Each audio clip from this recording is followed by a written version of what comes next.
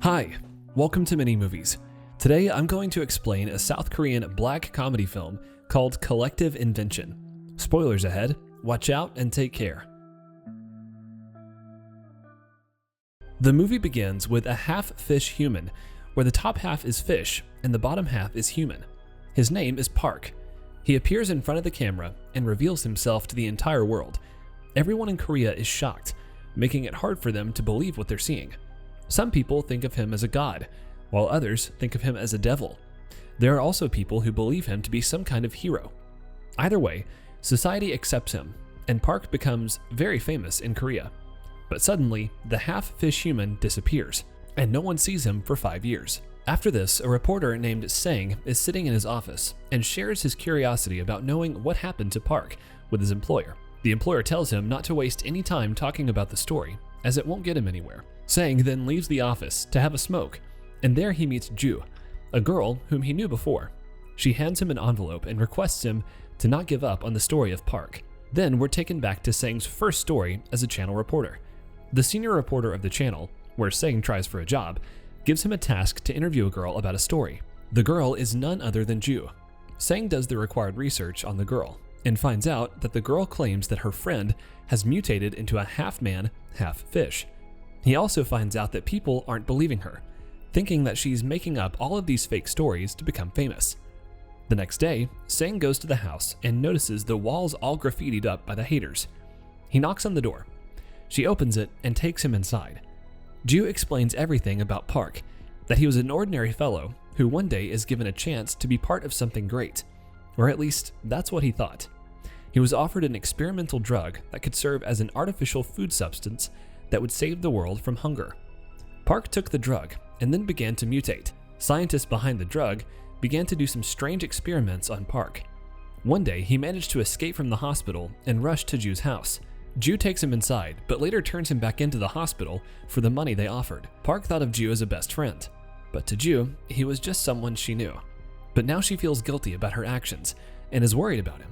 Ju then takes Sang to the hospital, where Park is being kept, but their access is denied due to some problems with her card.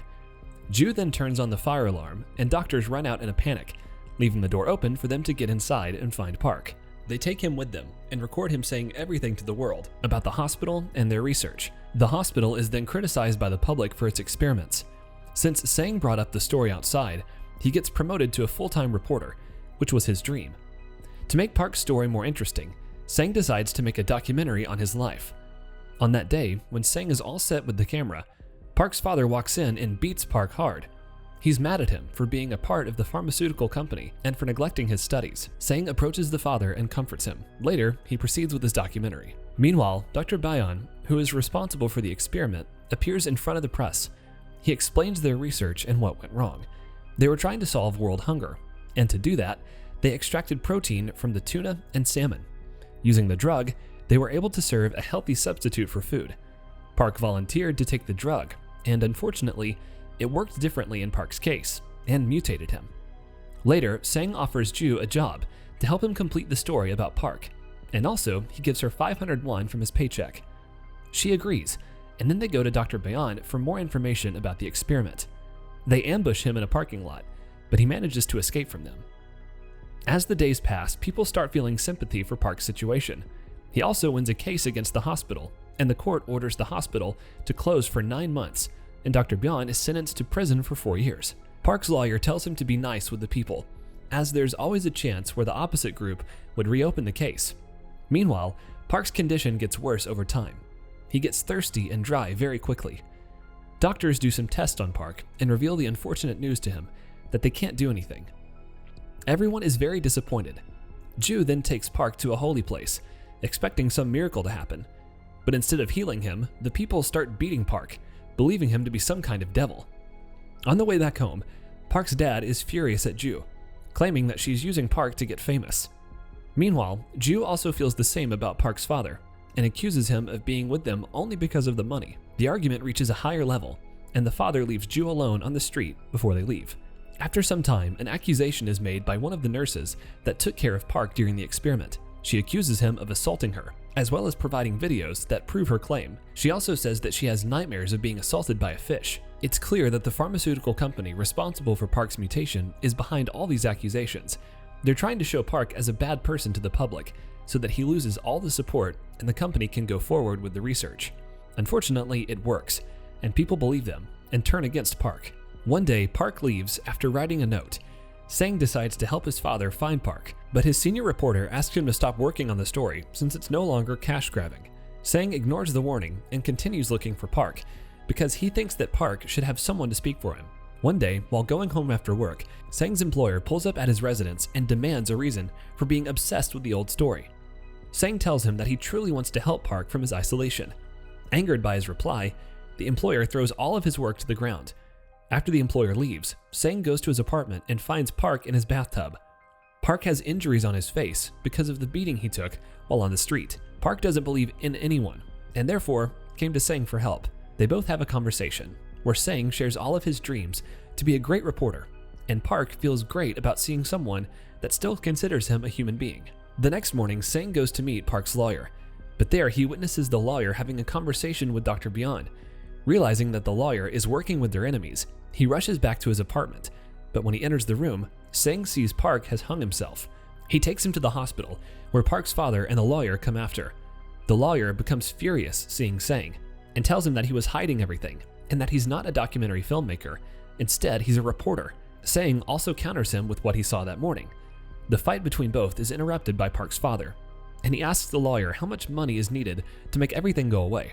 As they're talking, Park comes out of the room after surviving the suicide attempt. Park then goes to Ju, where she confesses her mistake of turning him back into the hospital when he first escaped. It's not a surprise to him, since he already knew it. He then hands over some money to her, and then leaves for the hospital, where the doctors continue experimenting on him. After some days, Dr. Beyond meets the company owner, and it's revealed to him that the protein, once ready, will be sold at a very high price, making the company a lot of money. He realizes that the company was not funding the research to help mankind. Instead, it was all business for them, and their intention was only to make money. Understanding that the people who really needed the help won't be the ones who benefit from the project, he turns himself into the police and confesses everything they've done in the name of research. Dr. Beyond will be sent back to prison for 7 years. The lawyer, who had been cheating, also gets labeled as a corrupt lawyer. Park dies in the hospital, and Park's father retires from his profession and lives a normal life. We then come back to present time, where Sang meets Dr. Beyond at the prison and shows him the envelope Ju gave him. Inside is a picture taken when Park's father had gone to the sea to scatter Park's ashes. In the picture, a fish finger of Park's can be seen. Beyond sees it and realizes that Park is still alive. He then reveals to Sang about his last conversation with Park, where Park expressed his disinterest to come back to the human form, because he's given up on humanity, and he thinks that everyone is judgmental, easily deceived, and willing to believe everything without a question. So Park decided to live in the ocean with other aquatic animals. Beyond also tells him that Park wanted him to tell everyone the truth because he still thinks that there is some reporter out there who's ready to speak for him. After hearing this, Sang returns to his office and finds Ju waiting for him. Ju gives him a videotape in which 2 random people are enjoying their scuba diving experience, but in the background, Park can be seen swimming. After this, Sang feels happy and relaxed, knowing that Park is somewhere in the ocean living his life.